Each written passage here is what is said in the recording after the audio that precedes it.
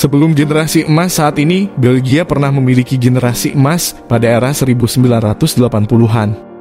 Era generasi emas Belgia kala itu dihuni pemain seperti Jan-Marie Pfaff, Ruud Geerts, Rene van der Eycken, Jan Ceulemans, dan Enzo Schifol. Generasi emas tersebut berhasil mencatatkan prestasi sebagai runner-up Piala Eropa 1980 dan peringkat keempat Piala Dunia 1986. Setelah berakhirnya era tersebut, Belgia belum kembali menemukan bakat-bakat terbaiknya. Hingga akhirnya pada tahun 2006, sosok Michel Sablon yang diangkat menjadi Direktur Teknik Asosiasi Sepak Bola Belgia. Ia melakukan perombakan sistem besar-besaran untuk pembinaan pemain-pemain muda. Sablon melakukan penelitian ke sejumlah negara top sepak bola seperti Prancis, Belanda, dan Jerman. Ia melakukan penelitian untuk mencari tahu sistem seperti apa yang mereka gunakan. Sepulangnya dari sana, Sablon langsung melakukan perombakan dengan cara mendorong semua akademi klub profesional bermain dengan menggunakan formasi 4-3-3 yang fleksibel. Sablon mengarahkan pada semua tim akademi muda termasuk timnas Belgia kelompok umur untuk tidak perlu berfokus pada kemenangan saat bermain. Sebab hal tersebut berakibat buruk pada pengembangan pemain muda. Oleh karena itu, Sablon tidak memperbolehkan turnamen atau kompetisi usia 7 hingga 8 tahun menggunakan klasemen sebagai penanda persaingan.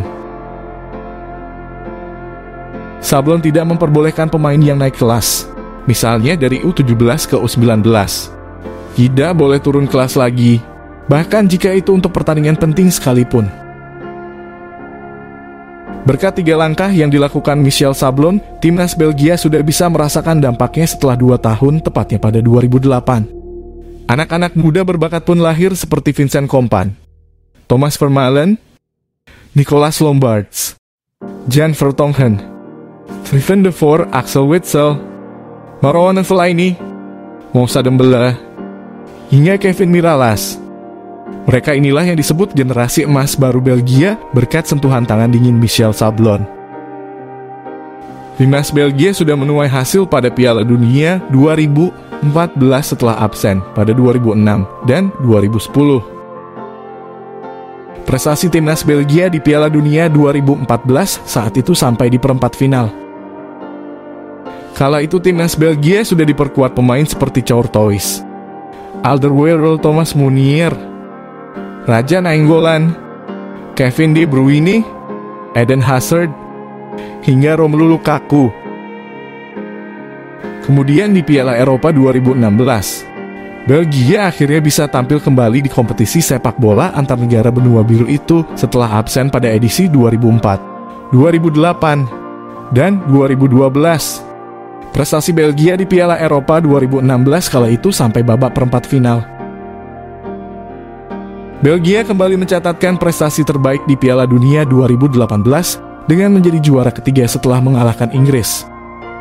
Prestasi tersebut berhasil membawa Belgia menempati peringkat pertama di perangkingan FIFA sejak tanggal 25 Oktober 2018 hingga 10 Februari 2022. Setelahnya Belgia harus tergusur oleh Brasil di peringkat pertama. Pada gelaran Piala Eropa 2020, Belgia harus puas di perempat final. Langkah mereka dihentikan oleh Italia. Setelahnya Belgia kembali tampil di Piala Dunia 2022 Qatar. Digadang-gadang menjadi salah satu kandidat juara. Anak asuh Roberto Martinez justru tak bisa melewati hadangan babak penyisihan. Belgia tergabung di grup F bersama Kroasia, Maroko, dan Kanada. Mereka hanya mengumpulkan 4 poin. Imbang melawan Kroasia, kalah dari Maroko, dan menang melawan Kanada. Poin Belgia masih kalah dari Kroasia dan Maroko.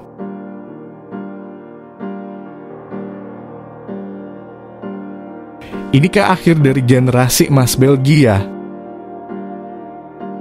Generasi emas yang gagal memperoleh trofi di kejuaraan besar baik di Piala Eropa maupun Piala Dunia. Lantas apakah yang membuat Belgia gagal di Piala Dunia tahun ini?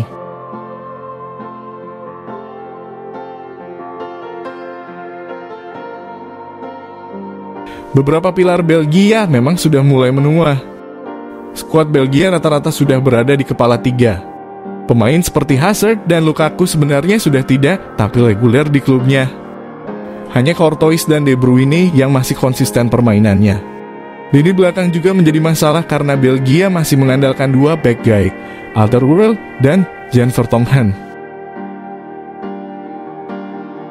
Adanya konflik di dalam ruang ganti pemain, tiga pemain senior De Bruyne, Vertonghen dan Hazard diklaim terlihat dalam adu mulut sengit di ruang ganti seusai kekalahan dari Maroko.